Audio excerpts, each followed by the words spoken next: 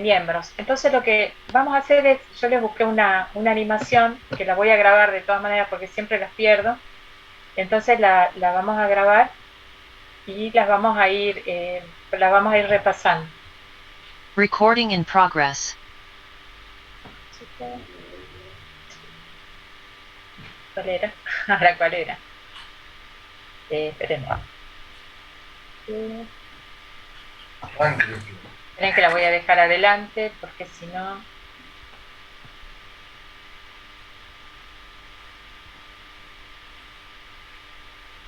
Ahí está. Ahora vamos de vuelta.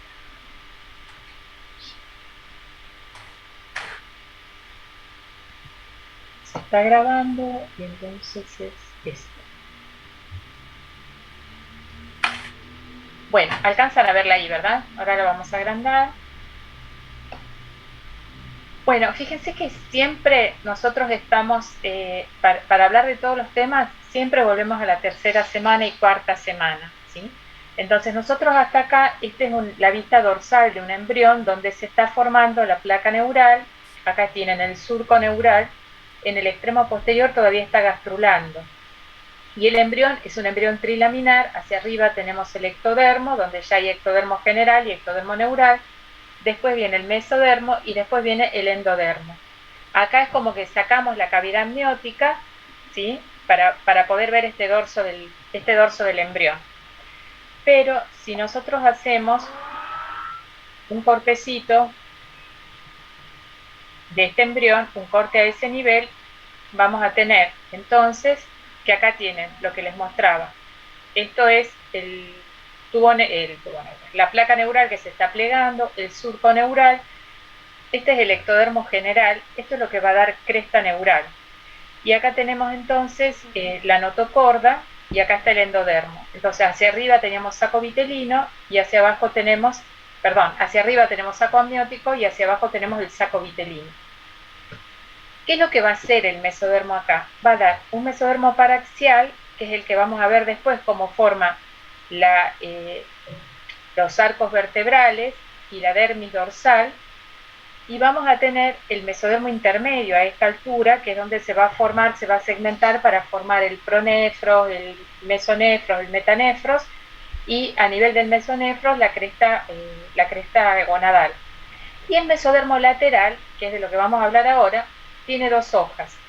Una hoja parietal, que está en relación con la pared corporal, y una hoja con el ectodermo, digamos, y una hoja visceral que va a estar en relación con el endodermo y las estructuras que se deriven del endodermo.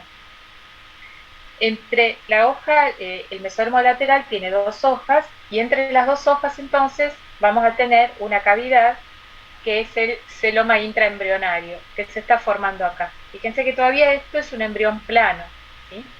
Esta cavidad es el celoma intraembrionario, que acá se comunica con el celoma extraembrionario. Si esto es derecho y esto es izquierdo, cuando se cierre el embrión y este intestino, que acá aparece como un techo, sea un círculo, que quede pendiendo de la pared corporal por ese mesodermo parietal, esto todo es después del plegamiento del embrión. Esta cavidad a diferentes alturas da cavidades diferentes. A nivel del tórax da la cavidad pleural y la cavidad pericárdica. A nivel del abdomen va a dar la cavidad peritoneal. Estas hojas que son mesodermo, no solamente dan cerosas. Esta hoja de mesodermo esplácnico va a dar, por ejemplo, la submucosa, la lámina propia, la muscular propia, la muscular de la mucosa, la muscular propia, la pared del intestino. O sea, cuando decimos el intestino viene de endodermo, estamos diciendo que el epitelio intestinal viene de endodermo, pero todo lo que es la pared del tubo digestivo va a venir de este mesodermo, de esta hoja esplácnica del mesodermo lateral. Cuando hablamos, por ejemplo, de aparato respiratorio y decimos es un divertículo del intestino y es de origen endodérmico, sí, nos referimos a fundamentalmente las células epiteliales, ¿sí? Todas las células, en general células epiteliales, digo en general porque las células neurosecretoras, por ejemplo, van a ser células de la cresta neural que migren. Pero lo que es, por ejemplo, cartílago, músculo, submucosa, viene de este mesodermo esplácnico. Entonces, este es un temita donde repasamos otras cosas que vimos antes. Acá te están marcando entonces todas las estructuras que yo les señalaba antes. Acá se va a cerrar el tubo neural.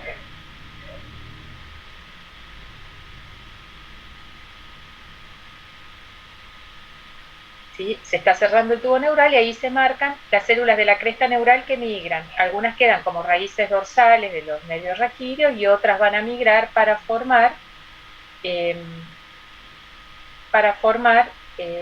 digamos, los plexos intestinales, ¿sí? Entonces, pasamos un poquito más, ahí tenemos el área cardiogénica, ¿sí? En la porción anterior del embrión, fíjense, acá queda un espacio y acá queda otro espacio. Acá tengo la membrana procordal y acá tengo una zona de mesodermo que no se va a delaminar. Acá se marca el tracto de entrada, el tracto de salida de la herradura cardíaca y las cavidades, ¿sí? Entonces, ¿qué es lo que está marcando acá?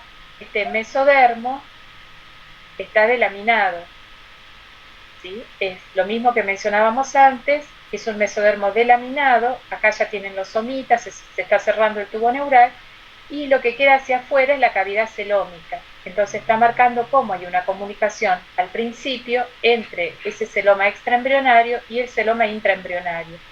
Ahora vamos a hacer un corte y vamos a ver qué es lo que pasa a esta altura. Ya estamos en la 4ª semana. Este sería un corte cefalocaudal. ¿Qué está pasando en este momento en el embrión? Fíjense, acá se está cerrando la comunicación con el saco vitelino. Acá tengo el corazón que se está formando. Acá tengo las aortas dorsales, los arcos aórticos. Perdón, los arcos aórticos está bien. Y acá tengo el intestino primitivo, ¿sí? Y acá tengo el cordón umbilical, el pedículo de fijación todavía. Avanzamos un poquito más.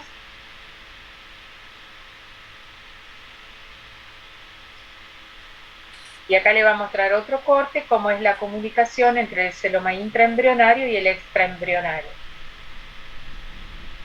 Esto es transitorio, ¿sí? Esto va a durar hasta tanto se termina el plegamiento. Ahí vamos a plegar el embrión, estas son las zonas que venimos reconociendo. Acá se repite varias veces lo mismo, ¿sí? Después ustedes lo pueden repetir y ver. Acá están plegando y entonces van a ver que esta comunicación que había entre el intraembrionario y el extraembrionario lo van a perder.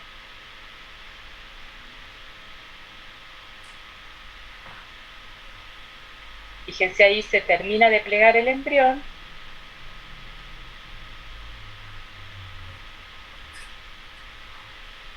Y ahí van a perder la comunicación entre el intra y el extraembrionario que queda hacia afuera. Lo voy a repetir de nuevo, esperen un poquito más atrás. Fíjense, ahí está el plegamiento. Esto era intraembrionario y esto que está afuera es extraembrionario. Cuando yo pliego, fíjense cómo me va quedando acá el intestino, se va cerrando y va a quedar comunicado por el conducto onfalomesentérico con el saco vitelino. Esto es intraembrionario, esto es extraembrionario.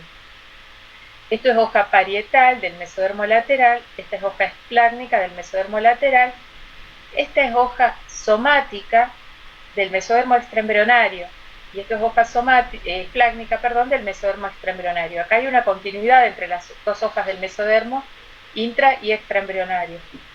Fíjense cómo el mesodermo paraxial acá ya se separa y empieza a rodear el tubo neural y acá no se marca el mesodermo intermedio. Avanzo con el plegamiento.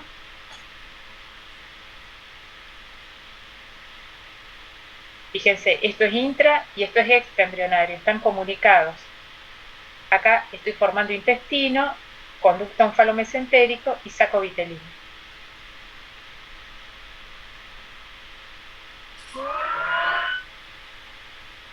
Acá termino el plegamiento lateral y me queda esta estructura: celoma intraembrionario, celoma extraembrionario. El intestino primitivo queda unido a la pared corporal por este mesenterio, que es la unión del mesodermo somático con el esplácnico.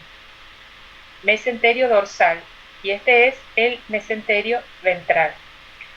Entonces, toda la pared del intestino que no sea epitelio se va a formar fundamentalmente de esta hoja, que es la hoja visceral.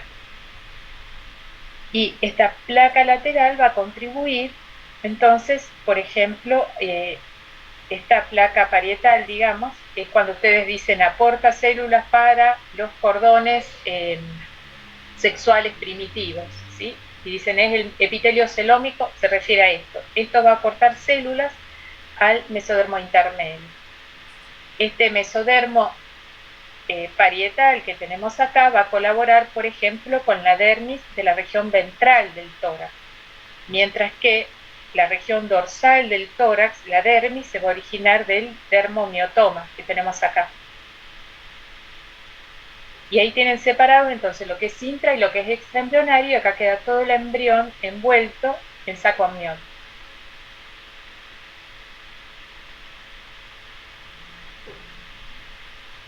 Bueno, lo que estudiamos ahora es cómo esto se segmenta en las distintas cavidades, en el tórax y en el abdomen. Entonces acá teníamos esta gran cavidad, ¿sí? Y en su interior se estaba desarrollando el asa cardíaca. Entonces, ¿cómo vamos a separar lo que es cavidad peritoneal de la cavidad pleural? Quinta semana, fíjense, este es el corte que se va a hacer acá. Acá tenemos el esbozo de los miembros, más desarrollado siempre el miembro superior que el miembro inferior. Este es el cordón umbilical y acá tengo la prominencia hepática y la prominencia cardíaca. Yo voy a hacer un corte a este nivel.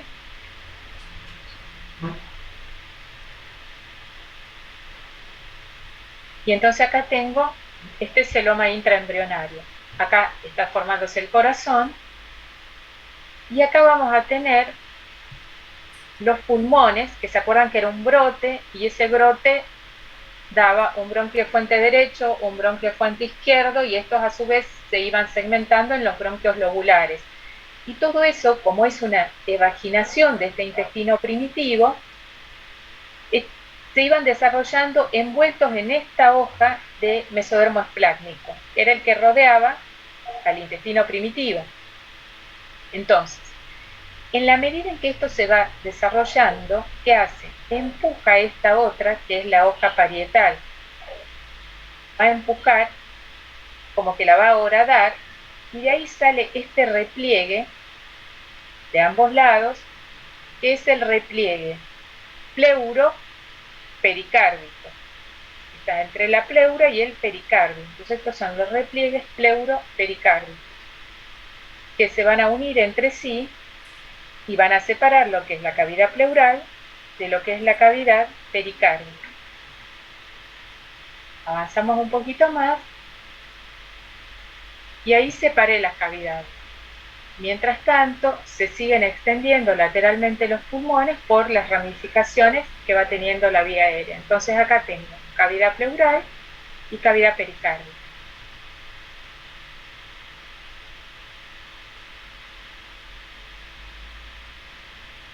Y acá quedan los frénicos a ambos lados, ¿sí?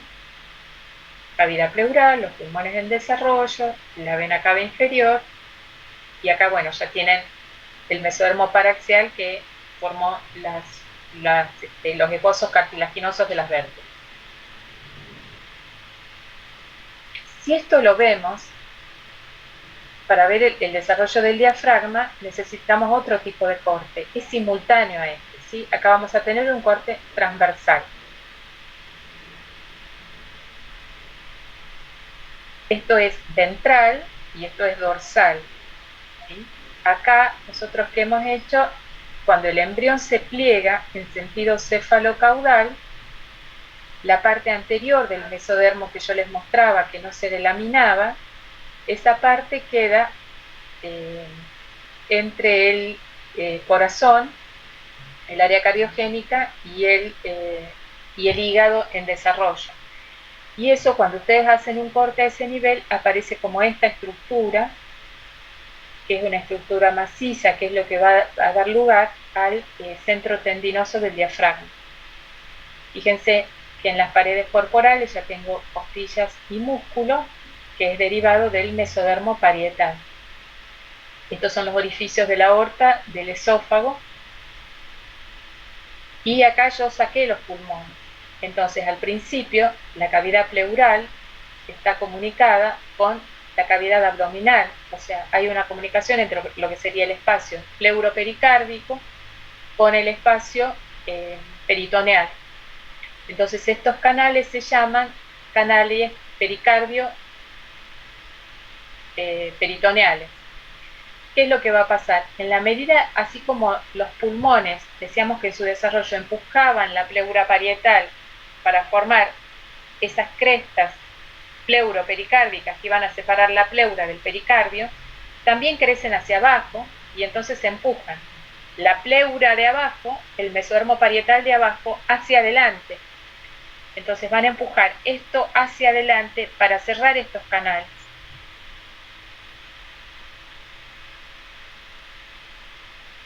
¿Sí? Acá están los canales pericardio-peritoneales. Entonces se empuja la pleura y se cierra estos canales. ¿Sí? Entonces, esta es una porción membranosa del diafragma. Y el músculo de la pared va a crecer para formar los mioblastos, la parte muscular que tiene el diafragma. Entonces tenemos una parte tendinosa que viene de ese mesodermo que no se delamina. Tenemos esta zona que está formada por las membranas que mencionábamos antes, pleuroperitoneales, y finalmente la invasión del músculo que forma la porción muscular del diafragma.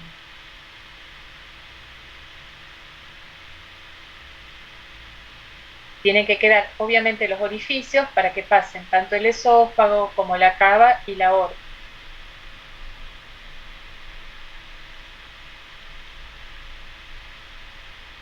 Bueno, fíjense entonces, al principio el diafragma está en esta zona. Cuando el embrión se pliega, queda dividiendo lo que es la cavidad torácica de lo que es la cavidad abdominal.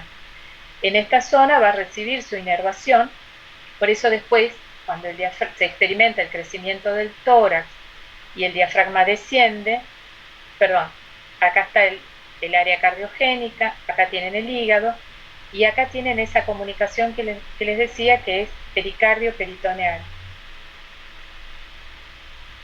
Entonces, en la medida en que el diafragma desciende, arrastra su inervación. La inervación original que tenía, que era más cefálica.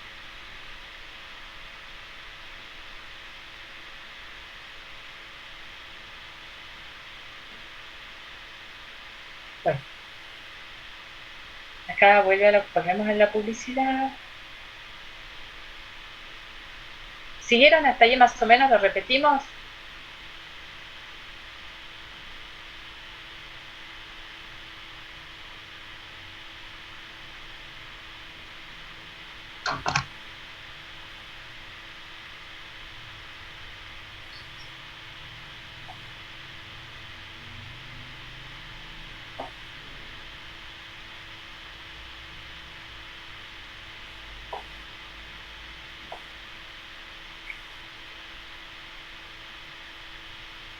Bueno, el área de formación del diafragma está acá, en esta zona anterior, donde no se delamina el mesodermo en el mesodermo lateral. Queda como unida las dos hojas del mesodermo, mientras que el resto del embrión sí se va a delaminar en paraxial y lateral.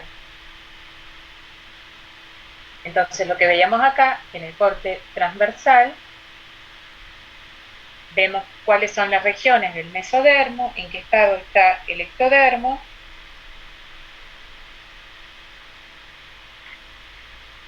¿Sí? Acá vemos la comunicación que hay entre el celoma intraembrionario y el extraembrionario.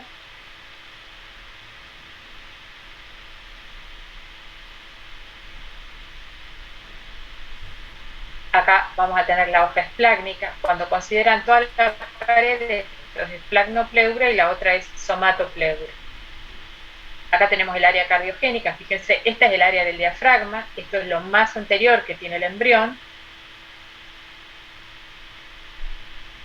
Y la cavidad va a estar alrededor de todo el embrión, menos en esta zona. Ahí está marcándoles la cavidad pericárdica hacia arriba y la peritoneal hacia abajo. Y como hay acá una comunicación entre el celoma intraembrionario y el celoma extraembrionario. Ahora, si uno hace un corte longitudinal, esa cavidad la ve acá. Esto está hueco. Acá es para mostrarle cómo lo que está afuera se comunica con lo que está hacia adentro.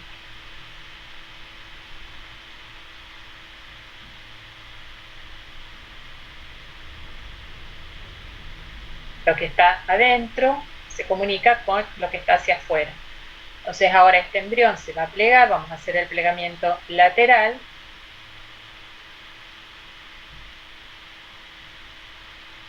Acá tienen paraxial, intermedio y lateral. Y esta comunicación se va a perder.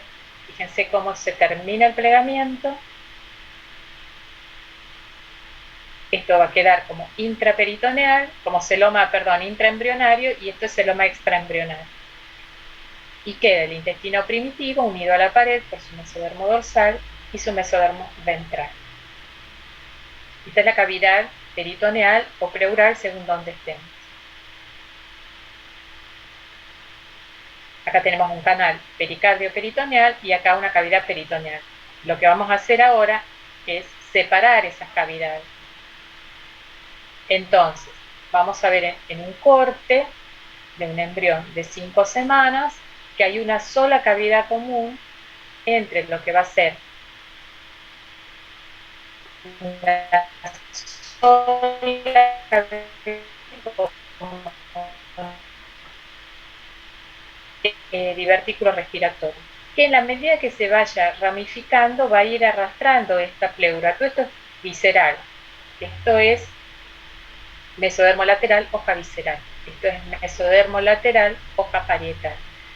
Cuando acá salga el divertículo respiratorio y se empiece a ramificar, va a ir empujando esta pleura, este mesodermo visceral, que va a ser la pleura visceral. Y el corazón va a ir desarrollándose, empujando también esto que va a ser el pericardio visceral.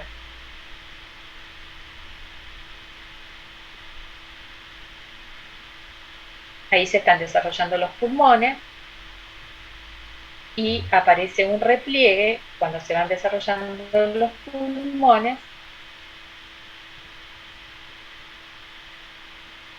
Este repliegue es un pliegue pericardio o pleuropericardio que va a terminar separando las dos cavidades. Esto es hoja parietal.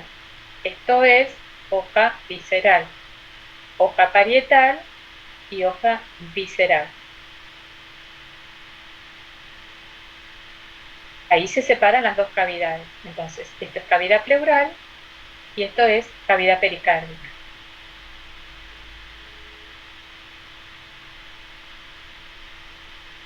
Acá vamos a tener la cava y acá tenemos los dos frénicos. Y las cavidades separadas. Y para formar el diafragma, teníamos que cuando el embrión se plegaba, teníamos el diafragma a esta altura, separando lo que es cardiogénico, ¿sí? Y esa zona, ese mesodermo que no se delaminaba, forma esto que es el septum transversum, que va a corresponder al centro tendinoso del diafragma.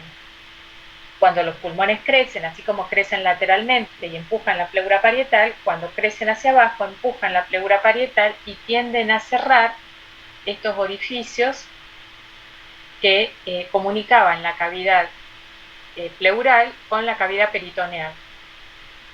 Esto normalmente avanza, se tiene que cerrar y después tenemos que colaboran los músculos, tejido muscular formado a partir de la pared corporal para cerrar el diafragma.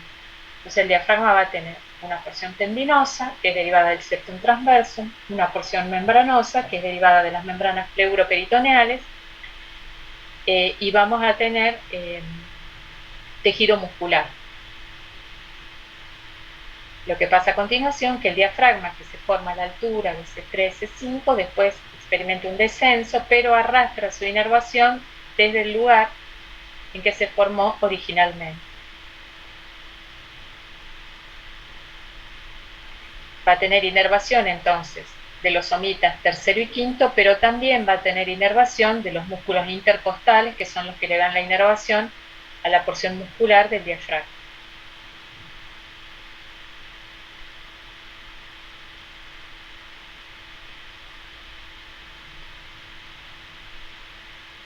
Bueno, vemos otra.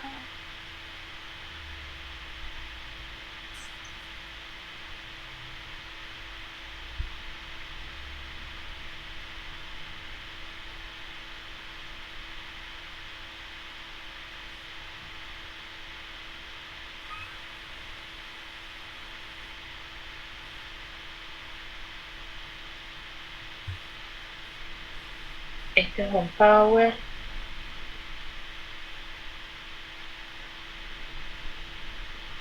Donde vemos entonces, acá tenemos el centro tendinoso del diafragma, acá tenemos este repliegue que se llama pleuroperitoneal porque separa el peritoneo, la cavidad peritoneal de la cavidad pleural. A medida que crecen los pulmones empujan esto hasta hacer este cierre membranoso del diafragma. Y el otro componente que vamos a tener, importante digamos, es a partir de este mesodermo parietal, el desarrollo de estos miotomas que van a formar el músculo del diafragma. ¿Qué es lo que pasa entonces? Y después, bueno, van a ser los pilares del diafragma, lo que queda del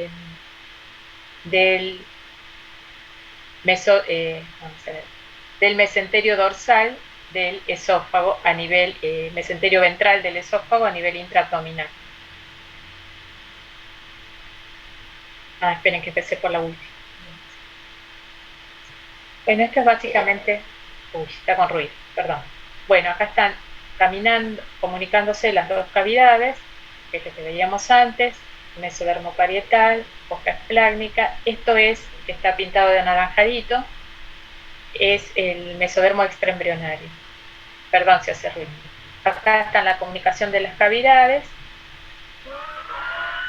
Esta es la zona del diafragma, que antes era anterior y se coloca en esta posición a partir del plegamiento del embrión.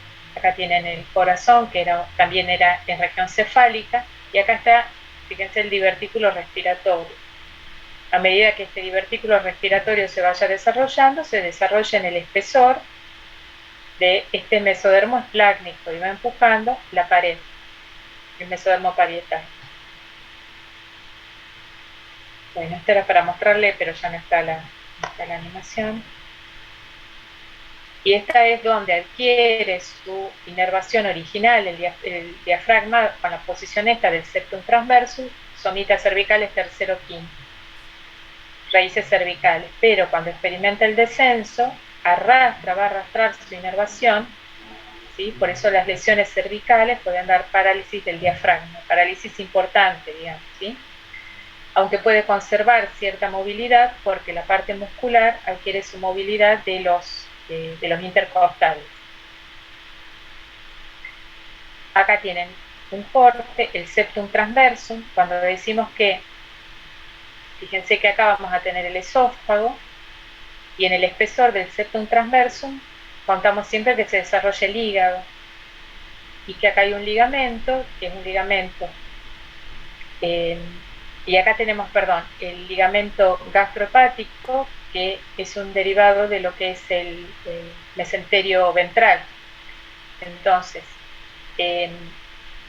todo lo que son hepatocitos se forman de ese brote hepático que es del intestino primitivo, pero todo lo que son vasos, células del intersticio hepático, salvo las células de Kupffer, los sinusoides también se van a originar de este mesenterio ventral y del septum transverso. Y acá va a quedar el ligamento que une la cara dorsal del hígado con el diafragma, que es el ligamento falciforme, salvo en la región que hay un área que está descubierta y es lo que se llama el área desnuda del hígado. Entonces fíjense cómo acá tienen el centro tendinoso, que es incompleto, no forma un diafragma completo, y acá están los canales pericardio-peritoneales. Cuando en esta zona, como divertículos del intestino anterior, se empiezan a desarrollar los pulmones y empujan la pleura parietal hacia adelante, se tienen que cerrar con esas membranas pleuroperitoneales del lado derecho y del lado izquierdo. Si esto no se cierra del lado derecho, son hernias diafragmáticas derechas, se llaman, porque van a pasar, sobre todo intestino, va a pasar al tórax en el lado derecho. Si la hernia es del lado izquierdo, lo que van a pasar son fundamentalmente vísceras intestinales hacia el tórax. Esto comprime el tórax y no deja que se desarrollen adecuadamente los pulmones. Eso es una causa de falta del desarrollo pulmonar del lado donde se desarrolla la hernia. Siempre la pregunta es si la hernia se desarrolla porque falló el desarrollo del diafragma de forma primaria, o si en realidad lo que falló de forma primaria es el desarrollo del pulmón, y por eso el pulmón no logró empujar de manera adecuada la pleura para que cierre estos orificios. Sea como sea, es un pulmón que no se desarrolla bien y es anómalo. Entonces muchas veces uno después del nacimiento cierra la hernia, pero aún así el pulmón no logra expandirse. Esto es esto mismo en un corte transversal para mostrarles los pulmones en desarrollo, cómo empujan la pleura visceral y cómo empujan la pleura parietal para formar este tabique, que es un tabique que va a separar la cavidad pleural de la cavidad pericárdica. Los pliegues pleuropericárdicos. Vistos acá serían pliegues pleuropericárdicos a esta altura.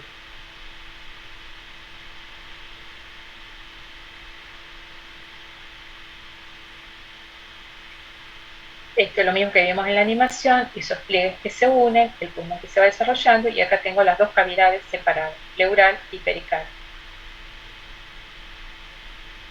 Y esta es la que les mostraba hace un ratito del diafragma. Preguntas, ¿se logran ubicar más o menos de lo que estoy hablando? Porque son todos temas que ya vimos, ¿sí? Nos faltaba armar las cavidades. ¿Preguntas? ¿Algo que quieran que repitamos? Profe, una pregunta. Sí. Usted dijo 3 porciones del diafragma. Dijo una Sí. tendinosa, una muscular y la otra se me fue. La otra es la membranosa, ¿sí? Que es la de esos pliegues pericardio-peritoneales. Y la cuarta sería los pilares del diafragma, que estarían dados por, ¿se acuerdan que todo intestino anterior tiene el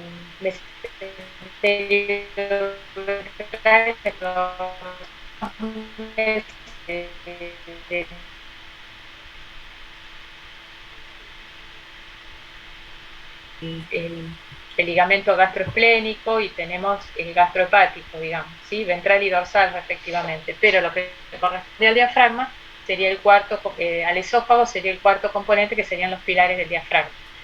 Cuando esos orificios quedan sin cerrar, tenemos lo que se llaman hernias diafragmáticas. Si fallaron en cerrarse los orificios pleuroperitoneales, vamos a tener las hernias diafragmáticas congénitas, derecha e izquierda. Si lo que falla es la zona del esófago, podemos tener un tipo de hernia donde haya un leve ascenso del cardias, por ejemplo, ¿sí? Esas son las hernias diafragmáticas más comunes. ¿Alguna otra pregunta? Esto lo pueden repasar varias veces, si ustedes lo pasan, van y vuelven, para ubicarse bien, ¿sí? Y un segundo.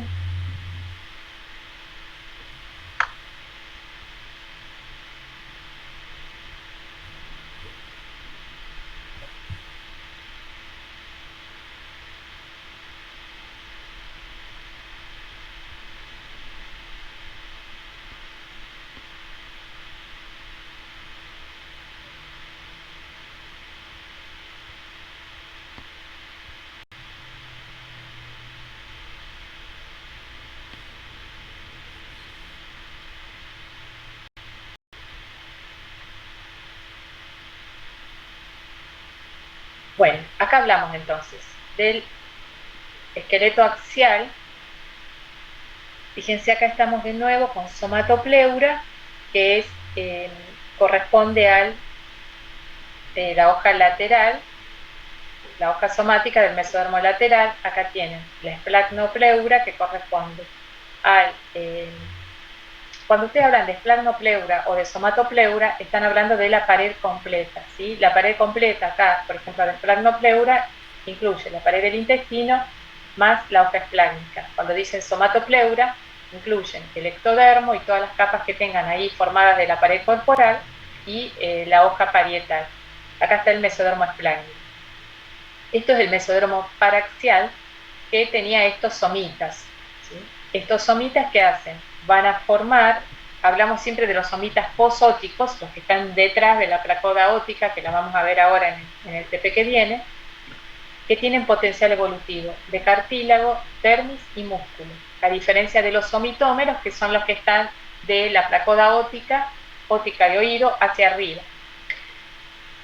Fíjense, ¿qué van a hacer estos somitas? Van a formar la dermis de la región dorsal y van a formar el esclerotoma, que son células que van a migrar y van a rodear al tubo neural para formar unos bloquecitos de cartílago que van a dar lugar a la formación de las futuras vértebras. Y van a formar también el miotoma, que va a formar los músculos de la pared corporal dorsal. Acá tienen un cortecito con nefrotomos para mostrarle que esto es mesodermo intermedio. Y acá está la notocorda, que se ubica en posición ventral al tubo neural. También va a quedar la notocorda incluida en este esclerotoma. De hecho, la notocorda es al principio el núcleo de los discos pulposos, o sea, de los discos intervertebrales.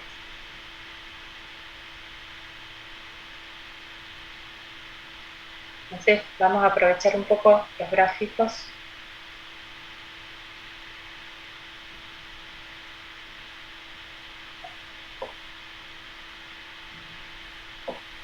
Aquí está contando lo que yo les estoy contando a ustedes. Y en un corte, ¿qué veríamos acá? El dermomiotoma, como esto va a dar el dermatoma, la dermis dorsal. Acá vamos a tener células musculares que van a formar los músculos paravertebrales, y esto que es el esclerotoma, que empieza a rodear al tubo neural.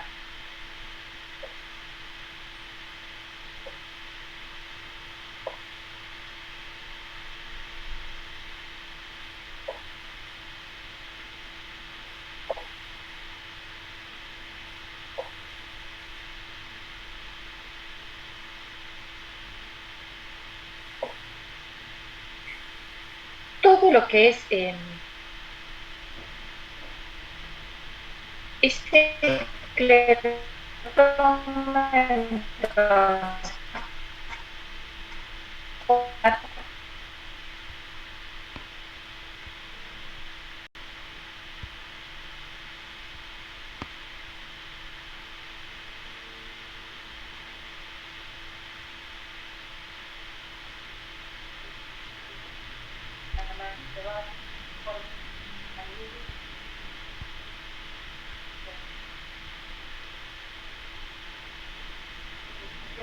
para contar el cartílago actúa como inductor. Y los huesos del cráneo, que se van a formar directamente desde el mesénquima por ossificación intramembranosa. En lo que son los huesos largos, que se va a formar el moldecito cartilaginoso. Recording in progress. Y va a tener tejido por debajo de ese pericondrio. Cuando llega el ramito vascular a través del agujero nutricio, esas células del pericondrio se van a diferenciar en células osteoprogenitoras, y esas células osteoprogenitoras van a sintetizar osteoblastos, se van a diferenciar, en osteoblastos, que van a sintetizar lo que va a ser un manguito óseo subperióstico, o sea, lo que era antes pericondrio, se diferencia en células osteoprogenitoras, que van a dar osteoblastos, que van a sintetizar matriz osteoide, y un manguito óseo que sería como subpericóndrico, pero como ya las células del pericondrio forman células, se diferencian en células osteoprogenitoras, es un manguito óseo subperióstico, ¿sí? O sea que acá lo que tendríamos sería algo similar a lo que sucede de diferenciar células de forma directa desde célula, desde célula que es progenitora de célula cartilaginosa, a ser célula progenitora de célula de la estirpe del osteoblasto. Se sintetiza la matriz osteoide y empieza a sufrir necrosis todo el cartílago porque se va calcificando la matriz y entonces con estas células también que ingresan acá van a ingresar células que proceden de la médula ósea, entre ellas megacariocitos, que lo que van a hacer es digerir todo el resto del cartílago necrótico, y células que son precursoras de las células de la médula ósea, se van a diferenciar acá en células tanto de la estirpe mieloide como de la estirpe linfoide. Entonces, de lo que era un molde cartilaginoso con un pericondrio, del pericondrio se diferencian células osteoprogenitoras que se van a diferenciar en osteoblastos que sintetizan matriz, y cuando llega acá los vasitos sanguíneos van a producir la muerte de las células cartilaginosas, la resorción a partir de los osteoclastos, y van a traer también las células que van a ser precursoras de las células de la médula ósea, tanto de la serie mieloide como de la serie linfoide. Este reemplazo ocurre en todo el hueso, salvo en una región que va a quedar acá, que permanece como cartilaginosa, que es lo que vamos a conocer como cartílago de crecimiento.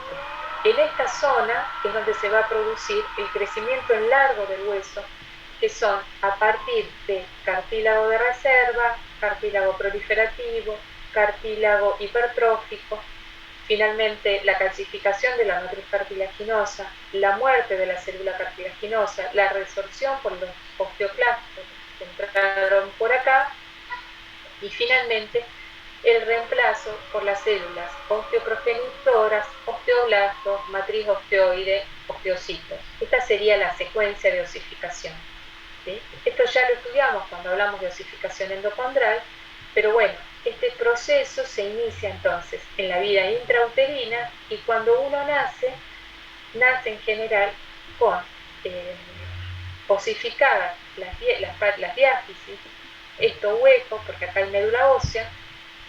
Hay algunos centros de osificación secundarios que corresponden a algunos núcleos epifisarios que pueden estar al nacimiento, como por ejemplo los de la cabeza femoral, pero siempre queda este cartílago acá que está proliferando, que está madurando en tejido óseo, y eso garantiza, digamos, permite el crecimiento en longitud del hueso.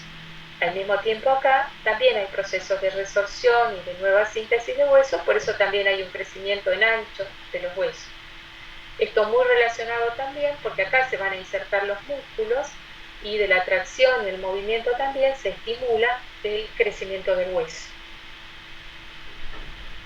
Después vamos a ver el desarrollo de los huesos de la calor, ¿sí?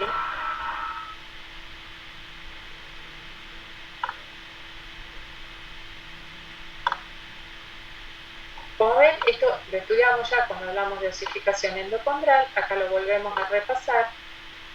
El desarrollo de huesos de la cabeza lo vamos a ver ahora cuando veamos desarrollo de cabeza y cuello. Y me quería detener acá un momentito.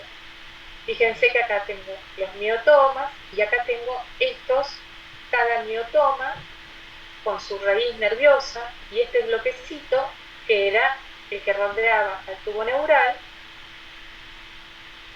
¿sí?, de esclerotoma. Entonces acá, digamos, de ese mesodermo paraxial, nosotros teníamos el miotoma del dorso, el dermatoma que va a dar la dermis del dorso, y teníamos la porción cartilaginosa que forma estos moldes que van a formar las vértebras. Falta un pasito previo, que me parece que no.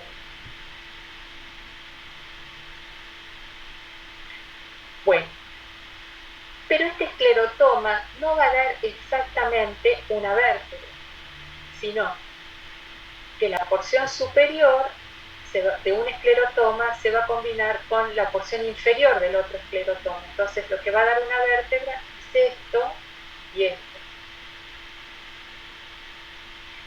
Por eso queda la raíz saliendo por la porción central de la vértebra y no sale por el espacio que hay entre vértebra y vértebra.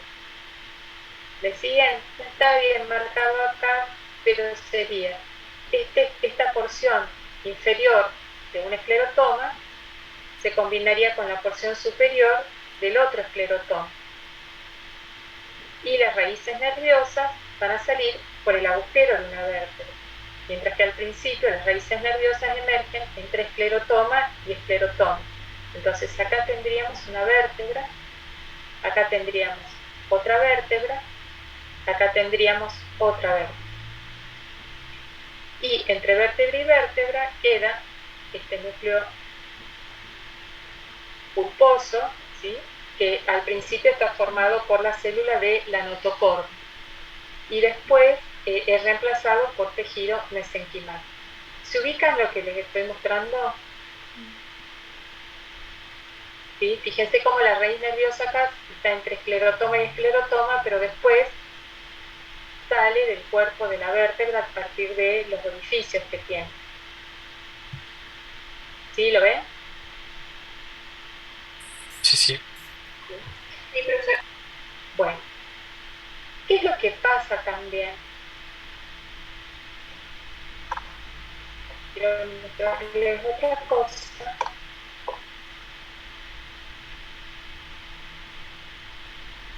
Tenemos la estructura del cuerpo vertebral y los arcos, las vértebras, los cartílagos de las vértebras van a originarse de las células del esclerotoma torácico y los cartílagos costales por células del mesodermo lateral que van a migrar, ¿sí?, hasta ponerse en contacto con los arcos vertebrales.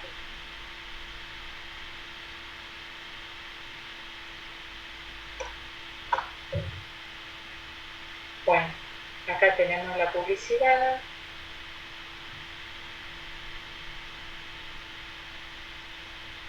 Y volvemos a la presentación.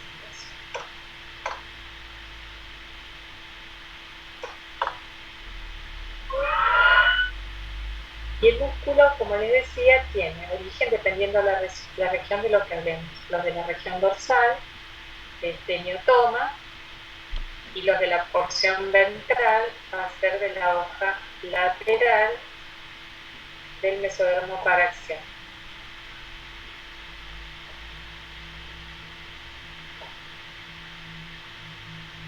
Bueno, me detengo acá un cachito.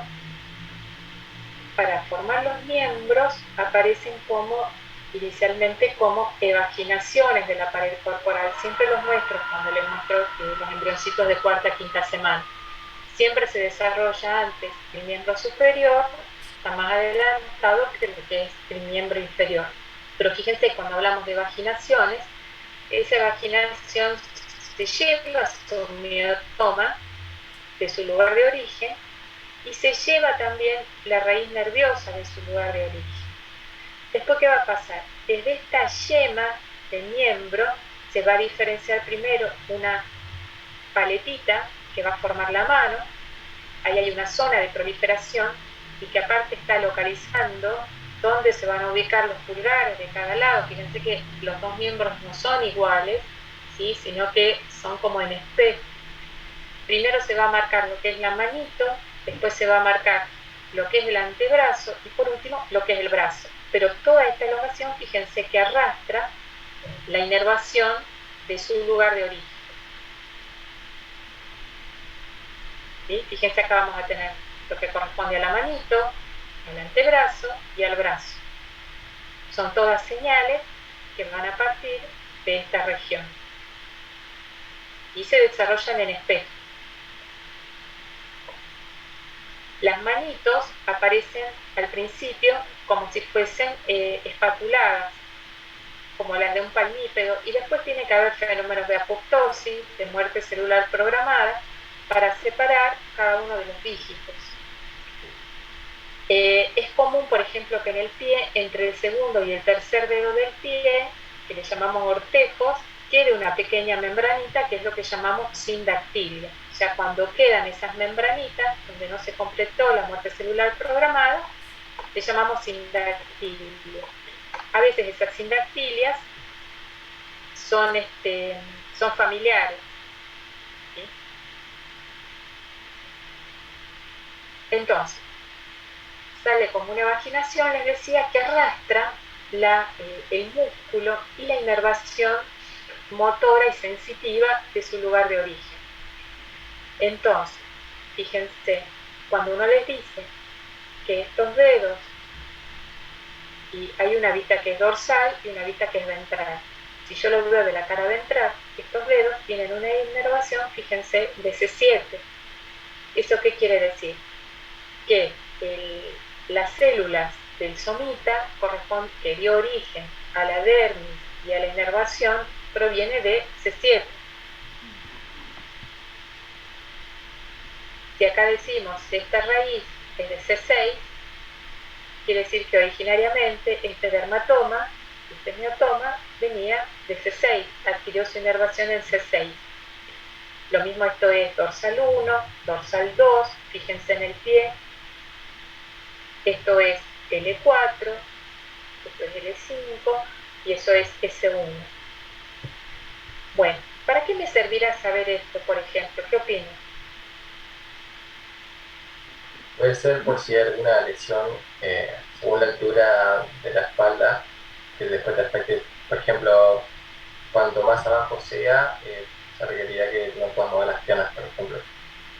Exactamente, o sea, si ustedes pierden la sensibilidad, supongamos, de la planta del pie, de los primeros dedos, entonces ustedes dirán la lesión medular puede ser en L4 y en L5.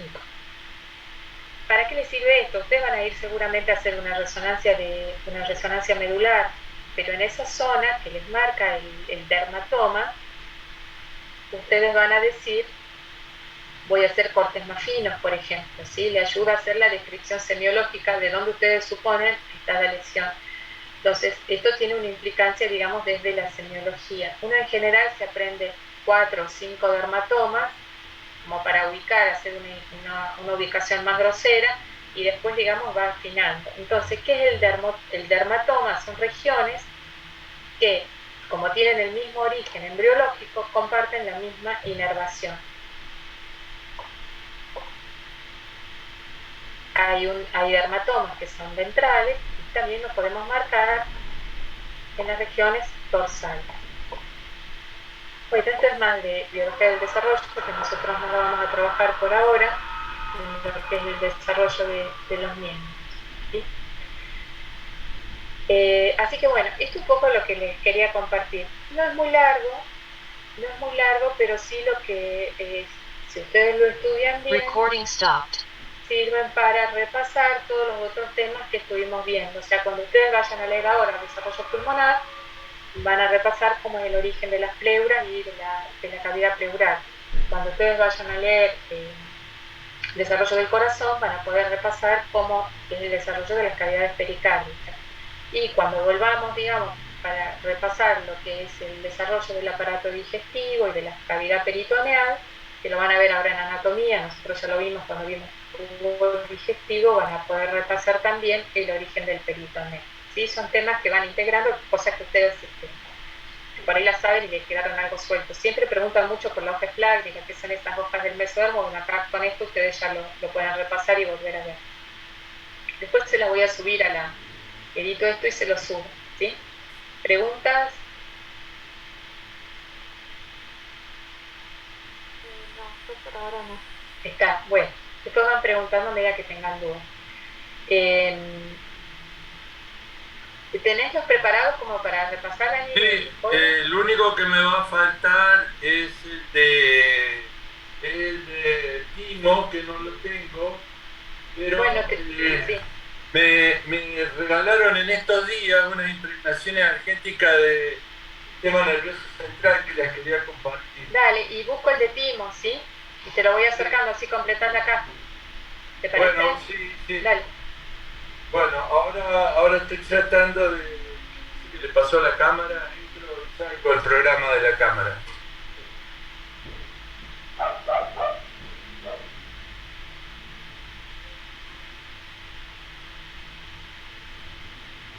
Un segundito. Ahí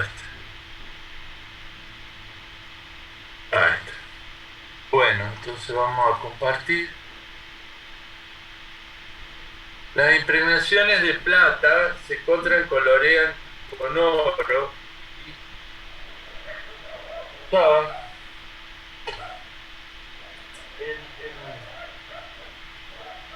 ahí está. Se usaban antiguamente sobre todo para estudios de investigación,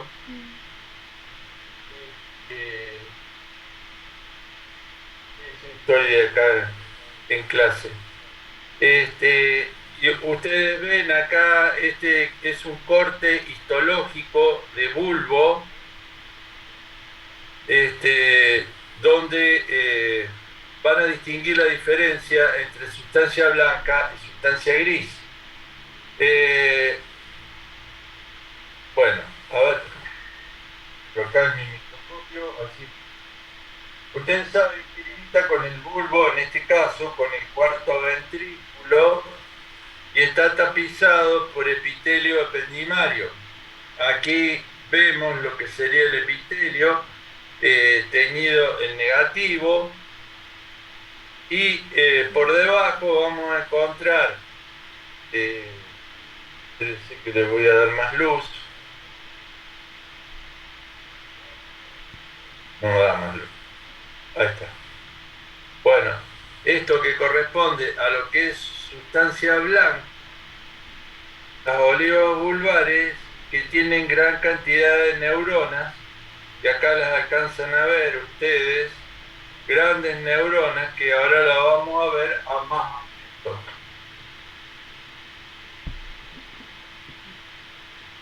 La plata tiñe las fibras, y el oro los somas, y ustedes acá ven un gran soma, ¿no?, de una neurona de una oliva vulvar con su núcleo, todo el retículo endoplasmático rugoso y las prolongaciones. En el neuropilo ven la fibra inclusive de los astrocitos entremezclados y los oligodendrocitos. Acá más cuerpos neuronales, y a nivel del bulbo van a encontrar el entrecruzamiento de los bases piramidales, que ahora se los busco para mostrárselos, que se ven muy bien acá.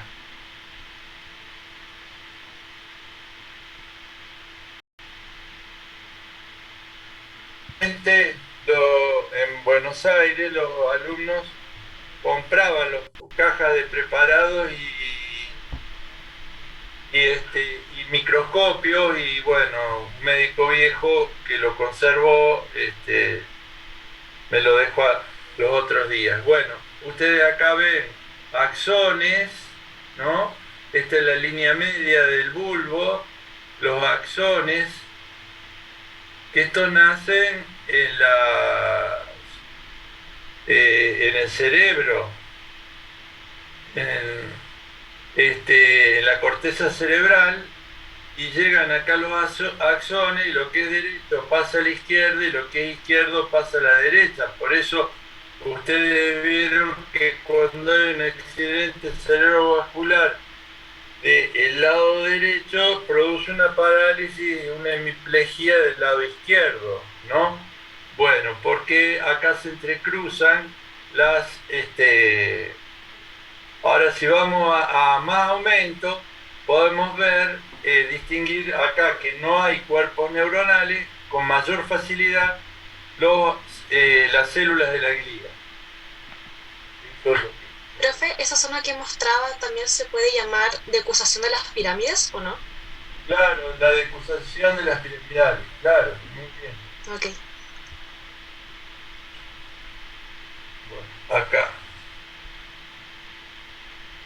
Voy a cerrar un poquito el diafragma para que se vea mejor.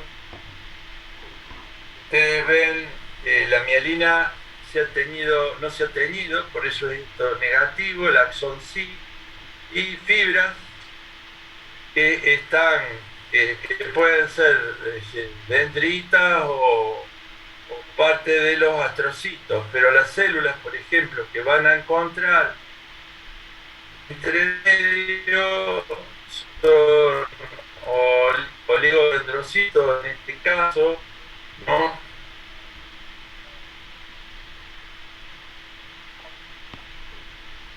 Lo veía.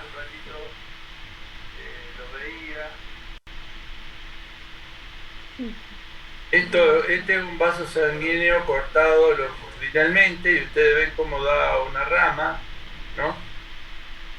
Inclusive teñido en negativo, pero se alcanza medio como imaginar que lo que está acá adentro son eritrocitos y esta célula que está acá adherida es un astrocito que crea la membrana hematoencefálica. Células de la microglia, ¿no? Que están en proximidad, y ustedes ven cómo se ha teñido con la plata las fibras que están en proximidad.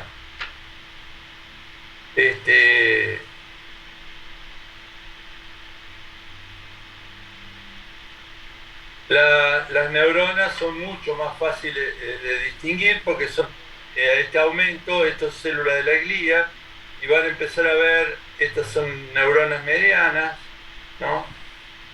Y van a ver las grandes neuronas de que recién hablábamos. Vaya. De la oliva vulvar, ¿no? Ustedes ven acá, justo el corte no pasó por el núcleo, el citoplasma. Este es el soma de una neurona. Acá tienen dos neuronas, miren qué lindas que están. La de arriba pasó por el núcleo y ahí ven la prolongación, que seguramente es cono de salida del axón. Y también cómo está rodeado por fibras. Ustedes ven axones con su citoplasma, con su mielina que lo rodea y fibras más finas, dendritas, que están rodeándolas, ¿no? Es un corte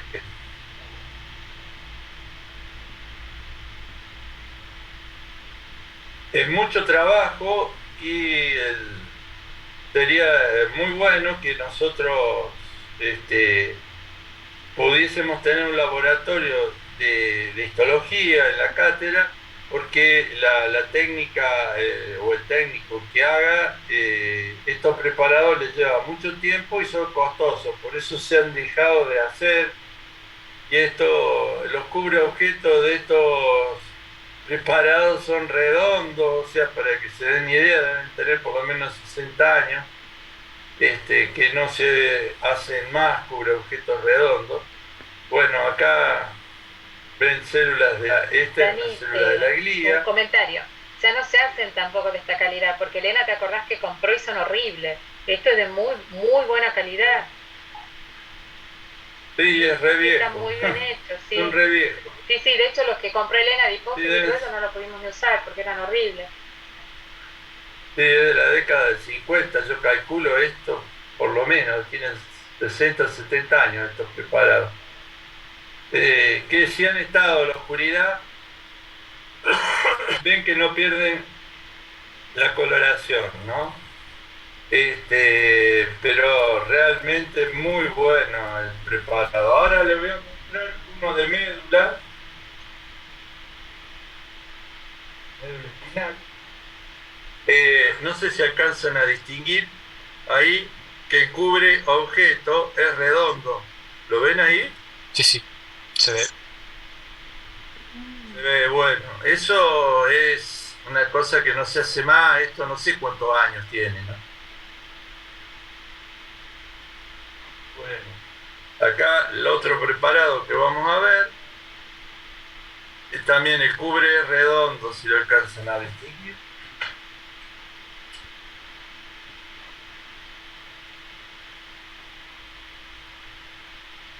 O sea, antes de la década del 50, medicina la estudiaba cualquiera porque era una carrera muy cara y esto es donde nace, es la médula a nivel cervical, porque usted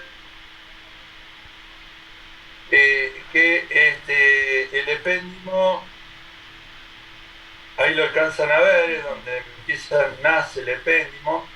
Acá están las astas anteriores con sus neuronas, ¿no? O las laterales, mejor dicho. Las anteriores tendrían que estar por acá, con sus neuronas, ahí están. Bueno, las astas laterales, después los haces de Gol y de Burda, que están, y el nacimiento después de las astas posteriores, que hay algunas intermedias, ven, que son donde hace sinapsis los nervios que llegan a la médula. Es sensitivo eso, mientras que el otro es motor, las anteriores, lo haces de Gol y de Burda, que nos hacen acordar a un corte transversal de... Espérense que lo pongo. Y es porque no vemos. Ahí está.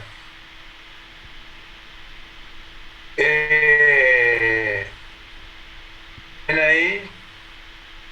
En la línea media, esto es la línea media donde está la comisura posterior de la médula, ¿no? La comisura posterior, perdón, y los bases de Gol y de Burda, que son axones mielínicos, que después van a ir saliendo, abandonando la médula para ir a formar los nervios, ¿no? Para inervar alguna... Pero miren acá qué hermosa esta neurona que está en el medio, no sé por qué estará ahí, pero bueno, está.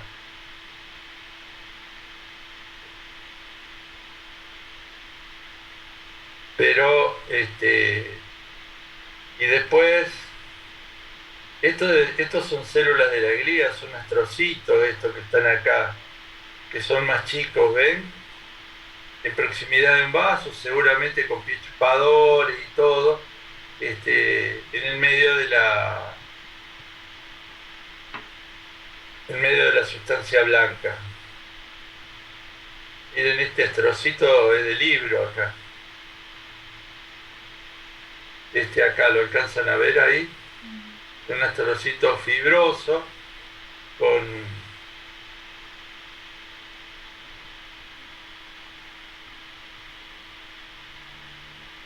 bueno, y vuelvo hacia la asta lateral.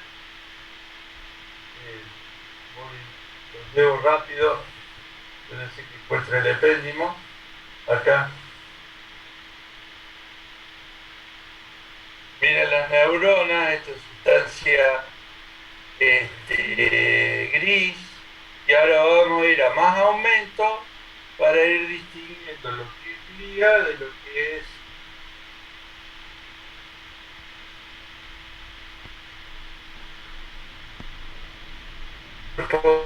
neuronales, y esto es un oligodendrocito que tiene ese espacio claro que siempre rodea el citoplasma. Será porque tiene mucho aparato de Golgi, supongo. Miren, acá otra neurona. y vamos a buscar algún vaso sanguíneo para ver si encontramos algún astrocito con su pie chupador ahí.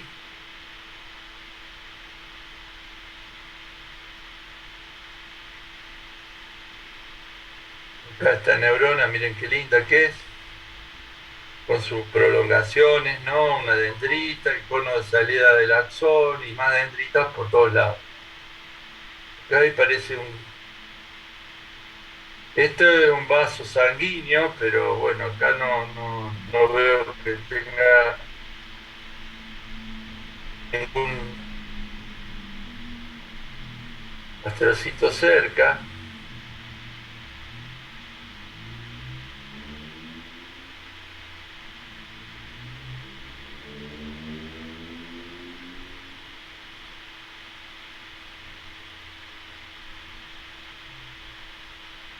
Acá hay un capilar y acá hay células alrededor, fibras, que son de astrocitos que están en proximidad del vaso.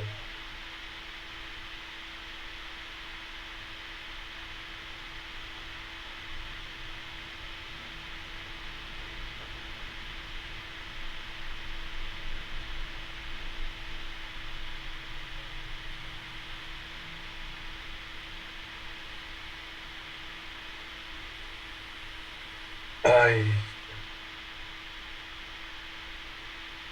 Acá son todas células de la glía, estos núcleos que vemos acá.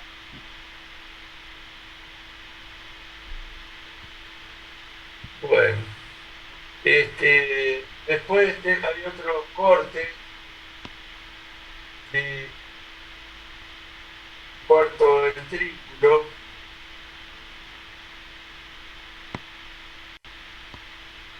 Donde ustedes ven ahí cómo está recubierto, a ver si poco a poco. De nuevo lo puse al revés.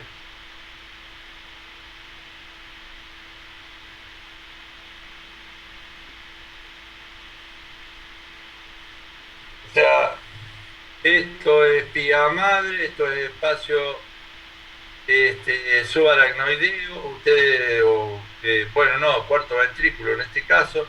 Y ustedes ven acá hay vasos sanguíneos gruesos, ¿no? En el parénquima vemos toda sustancia blanca ahí, ¿no? Esto es todo sustancia blanca de un lado y del otro, descendidura, y vamos a buscar algún núcleo de cuerpos. Acá, ¿ven? Todo esto son cuerpos neuronales, que es bulbo seguramente y parte a otra altura.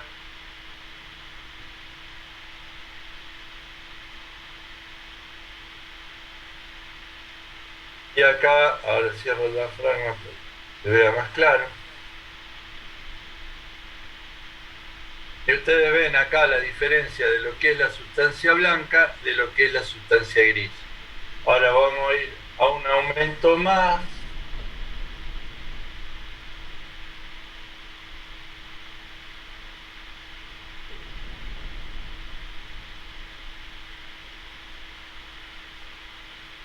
Esto es sustancia gris y esto otro es sustancia blanca. Vamos a mayor aumento.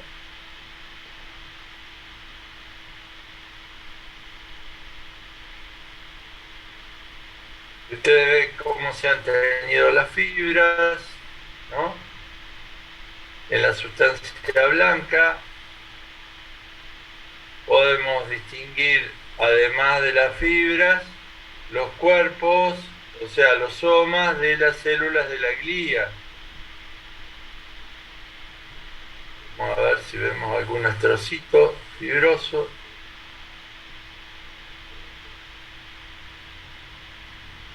Con todas las prolongaciones que tienen.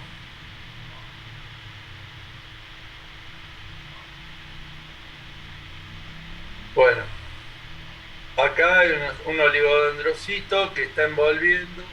Ven este y este otro y este otro y este axón, ven uno solo con sus prolongaciones, le crea la capa de mielina.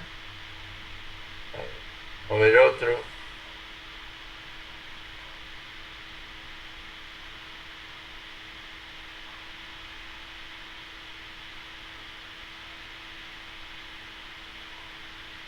Son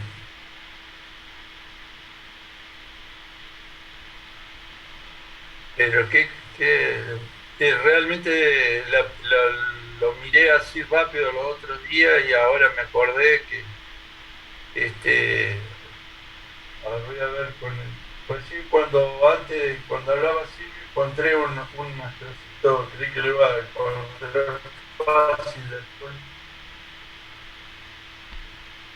Pero le saca una foto.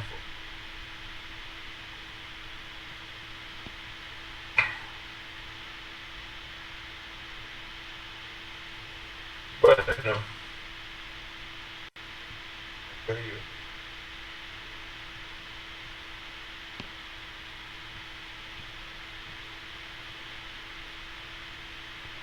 ven acá, se alcanza a distinguir la luz del vaso y si está todo rodeado por lo que sería el pie chupador y no alcanzamos a ver el cuerpo. En el corte histológico no vemos el cuerpo del astrocito. Pero con esta coloración ustedes ven cómo se ven bien las prolongaciones, las fibras, la diferencia entre lo que es sustancia blanca y lo que es sustancia gris. Así que bueno, lo voy a conservar estos preparados para poder llevarlo a la cátedra. Acá hay otro preparado que pareciera como si fuera una circunvolución cortada de corteza cerebral, donde ustedes ven acá la molecular, las pirámides, las dos capas, la mediana y más grande, ¿no? O sea, el diafragma, a ver si se más, cómo se ve todo lo que es la corteza cerebral, que es toda sustancia gris, y las neuronas, ¿no? Los cuerpos neuronales que están en el cerebro. En profundidad, después ya entramos en lo que es la sustancia blanca y cómo se ha ido tiñendo. Miren, aquí no, un trocito plasmático.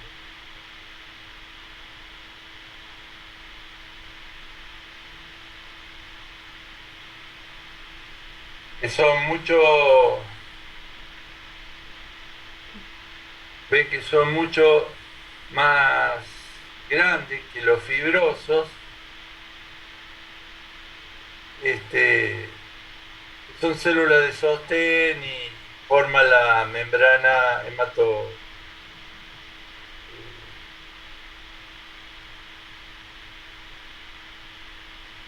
hay vasos sanguíneos rodeados por pies chupadores, ¿ves?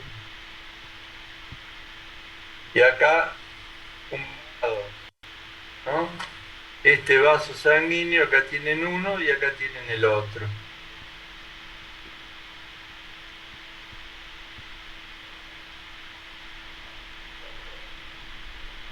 Muy interesante estos cortes, primero porque, como decía Silvia, una técnica muy engorrosa, hay que tecer todo el material de vidrio que se use para hacer esto, tiene que estar extremadamente limpio porque precipita el oro o la plata, y además, bueno, porque usa oro y plata, son carísimos.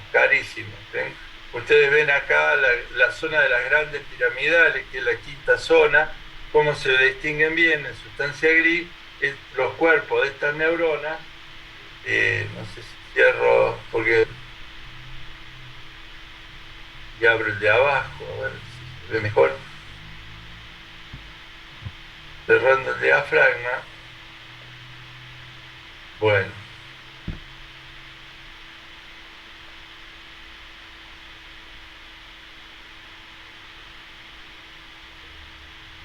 Bueno, entonces estos eran los preparados que me acercaron al sistema nervioso, que se los quería mostrar. Y me falta timo, pero ahora les muestro ganglio linfático, el ganglio linfático, en una coloración de hematoxilina eosina. Es un órgano que presenta una calosa.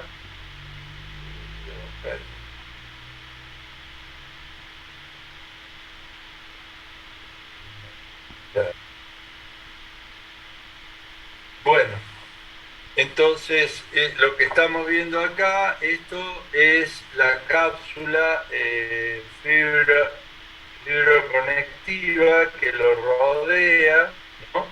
Y por debajo vemos lo que se llama el seno subcapsular. Los vasos linfáticos que llegan, o sea, los vasos aferentes al ganglio linfático, entran por la parte convexa. Vamos a ver si en el corte ven ahí incluido uno de estos vasos que están llegando al ganglio linfático. La diferencia es fácil de distinguir con una vena, porque no vemos glóbulos rojos. Es un vaso de mediano tamaño, un vaso linfático de mediano tamaño, que le damos un poquito más de aumento, a ver.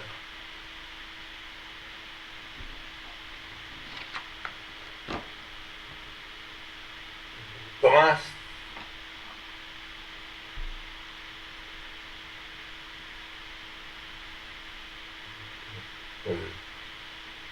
¿Está bien? Bueno, ahí lo ven, la pared del ganglio del vaso aferente, y al lado tienen arteriolas, ¿ven? Esta y esta y esta, que son arteriolas, inclusive con glóbulos rojos adentro de la luz.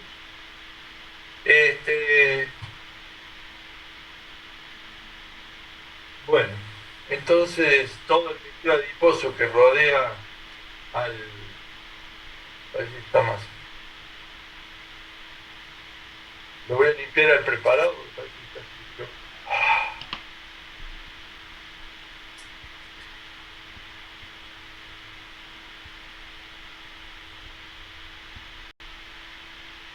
Entonces, como le decía, tiene una forma de poroto el ganglio linfático.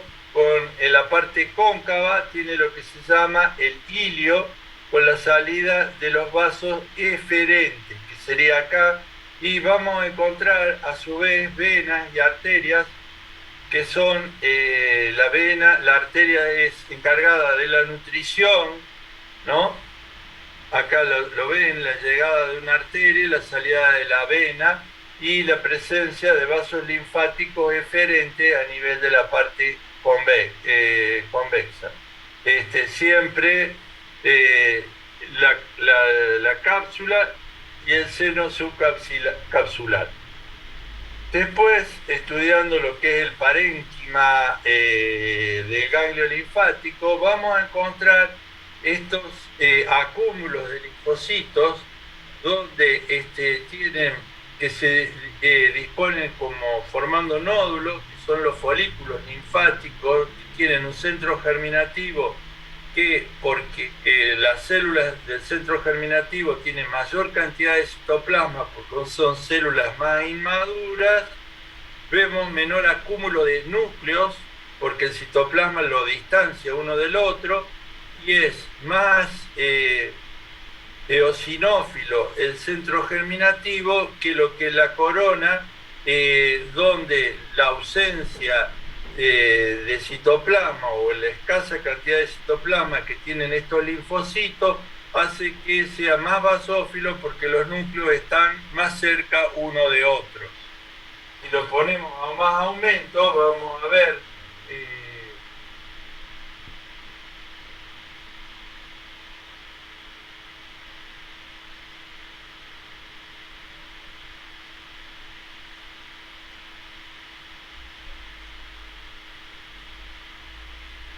vamos a ver primero el centro germinativo. Bueno, ustedes acá en este campo pueden ver lo que es la diferencia del centro germinativo, donde hay células mucho más inmaduras, de nucleolo son linfoblastos, células reticulares también hay, el citoesqueleto, el esqueleto, perdón, del ganglio linfático, el estroma, va a estar formado por células reticulares y fibras reticulares. También esas se tiñen con técnicas de plata, donde podemos ver la fibra que va a servirle como una estantería que van a rodear cada célula, cada acúmulo celular, tanto sea los centros germinativos como las células que están en la corona. En la corona son linfocitos más maduros que van a pasar por diapéresis a los vasos linfáticos, y para empezar a circular por la sangre. Ustedes ven la diferencia de lo que es un seno de la medular, un seno linfático, donde acá circulan, no van a encontrar glóbulos rojos, mientras que los vasos nutricios, donde van a encontrar acá, ustedes ven el endotelio y los hematíes dentro de este vaso. A ver, vamos a ir a más aumento para que lo distingan. Uno tiene una función nutricia,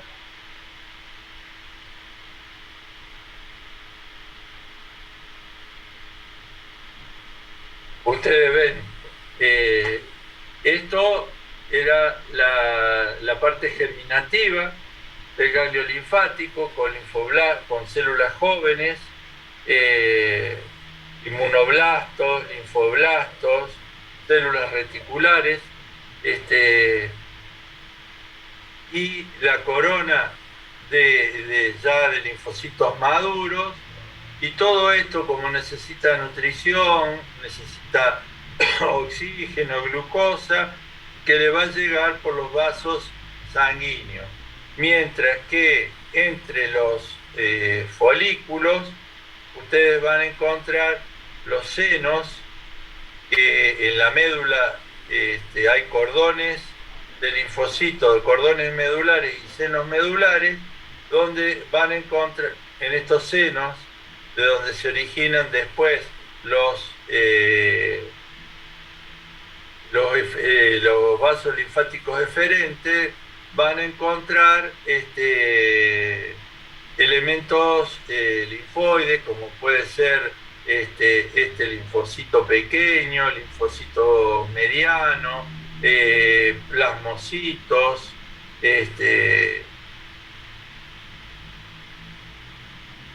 o sea, monocitos, que tienen actividad macrofágica. Acá tienen un monocito, pareciera, ven ahí, con la escotadura, un linfocito.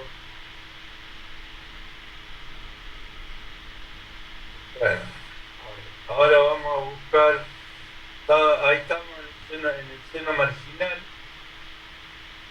Esta es la cápsula, ¿no? Y acá tienen ya la corona de un folículo, o sea que estamos en lo que correspondería a la corteza del ganglio linfático. Te vuelvo en menor aumento. Entonces, ustedes acá distinguen el ilio, que recién hablábamos, y la cortical del órgano. Y vamos en profundidad. Disculpen que lo saque pero no están consensuados los... Bueno, este corte fue medio tangencial y está bastante mezclado lo que es cortical con esto sería una zona medular con los cordones y los senos medulares, próxima a la cortical, ¿ven? Acá, cordones medulares y senos medulares. Vamos a más aumento.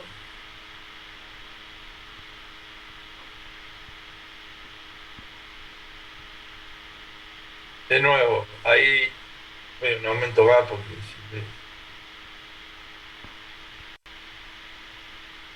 ahí tienen un cordón medular y los senos medulares.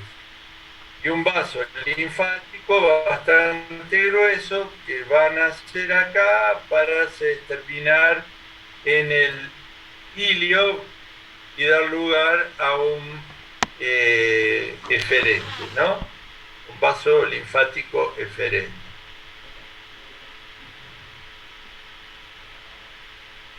Bueno, esto más o menos es lo que yo les puedo mostrar de ganglio linfático, donde es bastante fácil de reconocer porque los acúmulos linfáticos son fáciles de ver.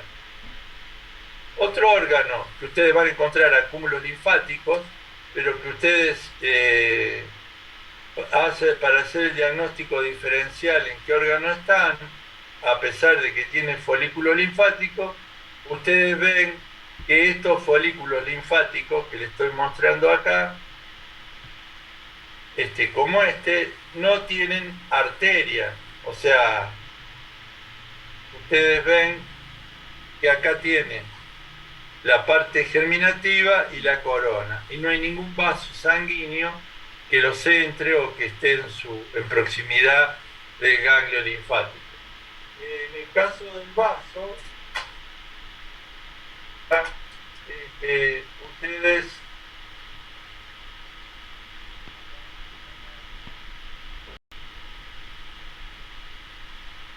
tienen una cápsula fibrosa que lo rodea, que emite trabéculas.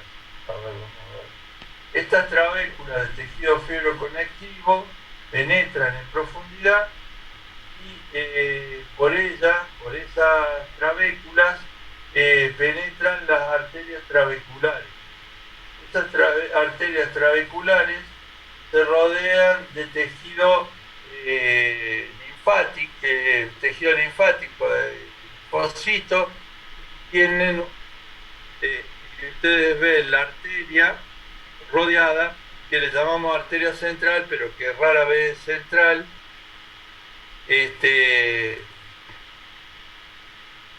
rodeado de tejido linfático. Acá ven las arterias rodeadas de tejido linfático.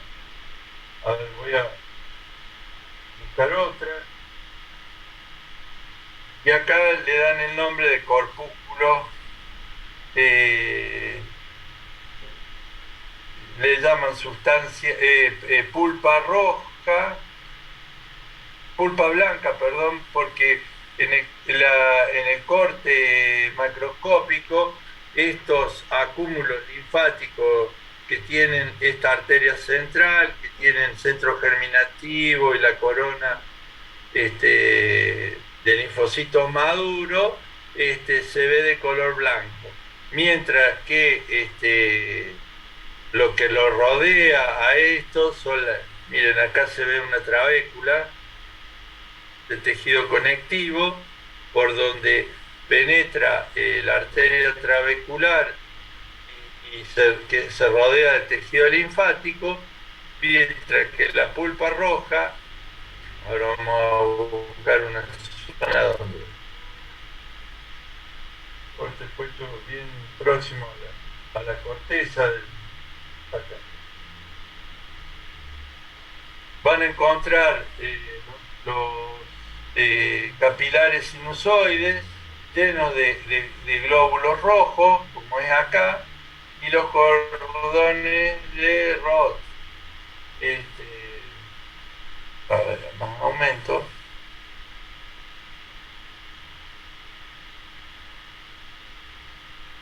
Los capilares sinusoides son capilares de gran tamaño que y los cordones de Roth van a estar formados por tejido, por fibrocitos, hay macrófagos, hay toda una trama de fibras de reticulares que le crean esa estantería, ese esqueleto, ese estroma que fija esta célula a esta arquitectura, y los capilares sinusoides son amplios, y una de las funciones que tiene el vaso es reserva de sangre. El 10% de la volemia está, por eso tiene esta estructura de esponja, que ustedes que están como yo, todos los que hacemos vida sedentaria, que no estamos acostumbrados a salir a correr y a hacer deporte,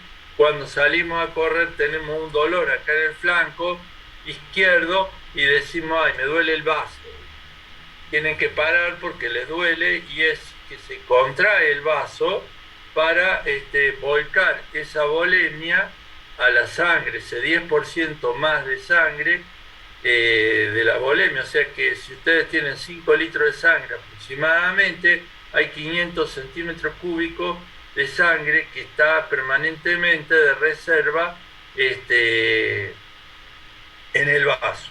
Además, ese curso lento que tiene la sangre en el vaso le permite a los macrófagos ir descartando, si hiciéramos descartando los glóbulos rojos viejos que han cumplido su función y ya su hemoglobina no es tan eficiente, y si hiciéramos una coloración de PERS, que es para ver hierro, veríamos esos macrófagos cargados de hierro, que la están metabolizando la hemoglobina para, ven acá, hay una célula grandota acá metida,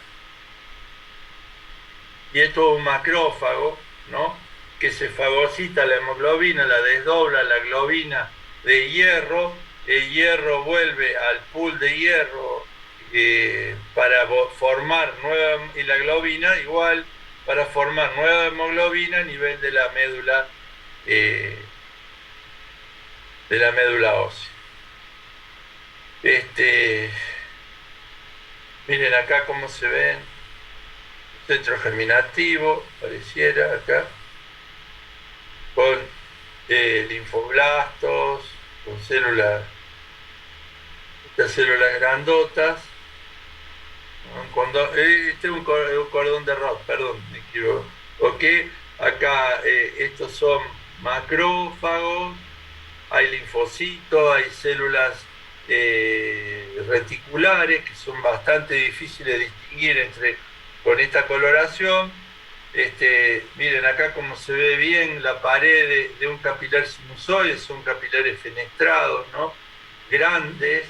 Acá hay otro, ¿no?, que se disponen entre los cordones de Roth. Acá hay un poco de estroma, de tejido fibroconectivo, que también tiene músculo liso metido ahí, que es responsable de que se contraiga el vaso y nos produzca esa sensación de dolor por aumento de presión dentro del vaso al contraerse, ¿no?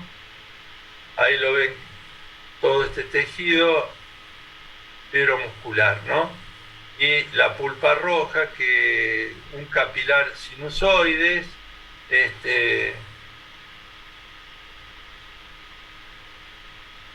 bueno, vamos a ver si vemos otro corpúsculo de Malpighi con el vaso central a mayor aumento. Ahí voy, estoy diciendo rápido.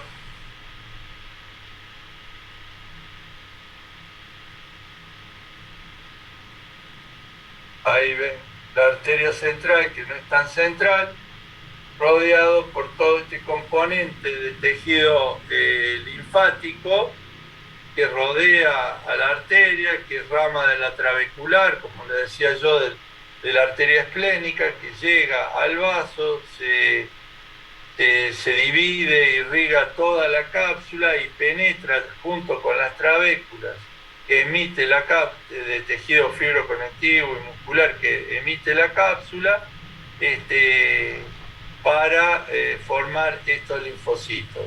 Estos linfocitos tienen una importante función inmunológica, que es la otra función que tiene el vaso, además de reserva y hemocateresis. El vaso también en etapa fetal, junto con el hígado, intervenían en la hematopoiesis y en situaciones de hemorragia crónica y abundante puede volver a retomar la función de hematopoiesis. Acá ven la diferencia entre lo que es la sustancia blanca y lo que es la sustancia gris, con estos cordones celulares, con los capilares sinusoides dispuestos entre los distintos entre los distintos cordones, ¿no? Esplénicos.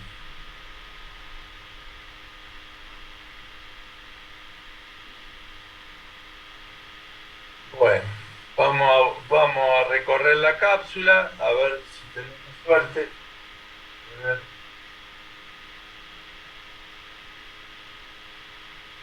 Ustedes saben que la cápsula de este órgano, cuando sufre una lesión por traumatismo, produce una hemorragia aguda, intraperitoneal, y como no cicatriza, no cura, hay que hacer la extirpación del órgano, porque la sutura no alcanza, es tan esponjoso el órgano que no lo podés suturar. Entonces se hace la esplenectomía. Está tapizada por un mesotelio por fuera. Y vamos a ver si se ve alguna trabécula que penetre. Acá se insinúa una.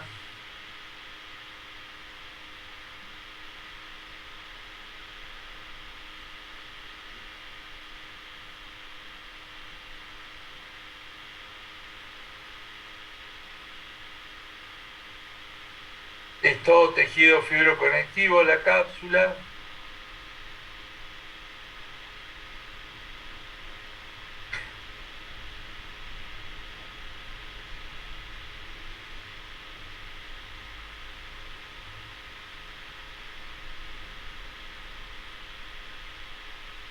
Acá aparece.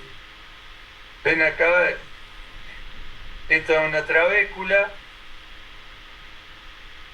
Y ven cómo se va rodeando el tejido linfático, la trabécula. Bueno, hay vaso sanguíneo que penetra junto con la trabécula y le forma ese manguito linfático que va a ser la pulpa blanca con centro germinativo.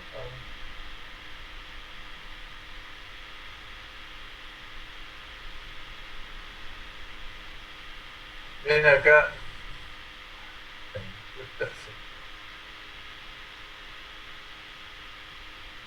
Ven acá está.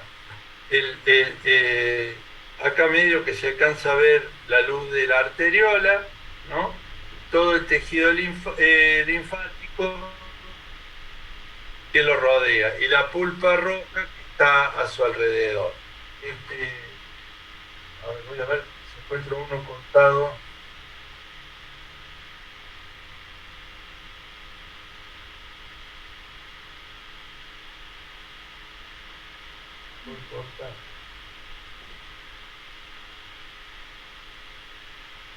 Es muy grueso, sí, ahí se alcanza a ver. Está cortado más grueso, pero bueno, ahí lo ven a todo el tejido linfático y el vaso de la arteriola central.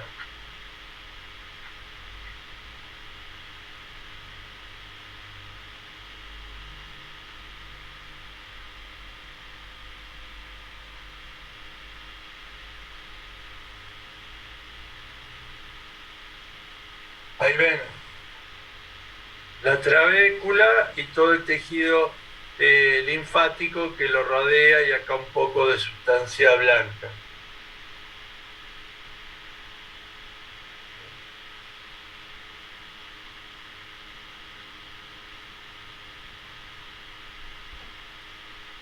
Ahí ven, la arteriola, ¿no? Rodeado por todo este tejido linfático, ahí en esa trabécula que veíamos recién, un poquitito más abajo, y ahí lo alcanzan a distinguir. A ver. Ven la pared de la arteriola, que en este caso es bastante más grande de lo que se ve habitualmente en la pulpa blanca.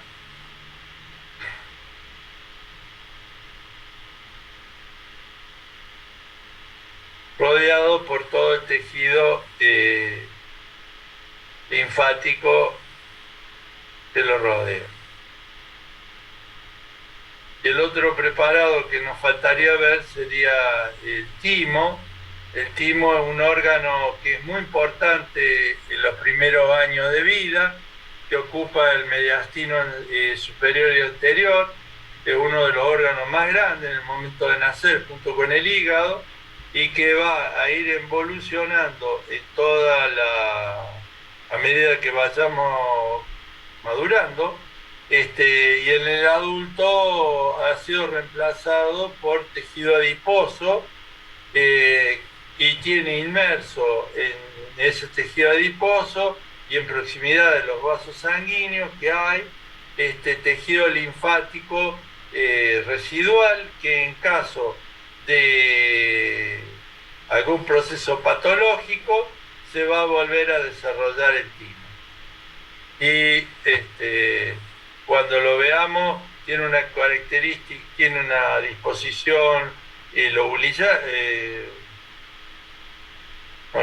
folicular, no me acuerdo, no me sale la palabra, o sea, está dividido por tejido fibroconectivo en lobulillos, y vamos a distinguir lo que es la corteza de la médula y la presencia de células de origen epitelial que forman perlas de queratina, que es muy llamativo, que no se sabe cuál es la función que tienen, que son los corpúsculos de Hassall, que junto con las células reticulares le van a formar todo ese estroma, toda esa estantería donde se ubica lo que son los linfocitos T, una parte que es germinativa, que le llamamos medular en este caso, y una parte que es ya son linfocitos más maduros, que le llamamos corteza del timo. Pero en el caso de ustedes, y mucho menos en el caso mío, ya ese órgano queda en resabio próximo a los vasos de mediastino, y la presencia de una hiperplasia, como hay una enfermedad de Castellman, por ejemplo, del timo, es patológico.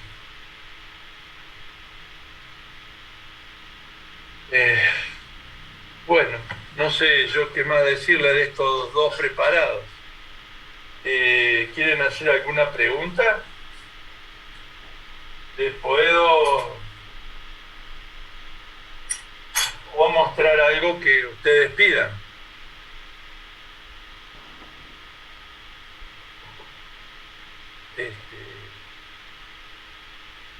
¿No? A ver, acá hay alguien que mandó algo al chat.